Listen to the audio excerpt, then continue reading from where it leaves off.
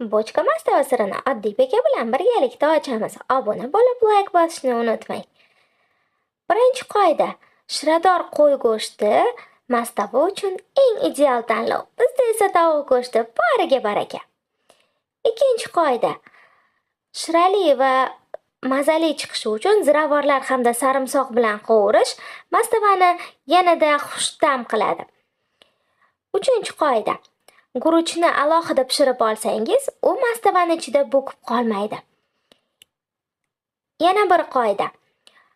Sho'rbasi pishishiga yaqin bulg'or qalampiridan ozginasini solib, 5 daqiqadan keyin o'chirib qopqog'ini dimlab qo'ysangiz, haqiqiy bochka mastava ta'mini his qilasiz.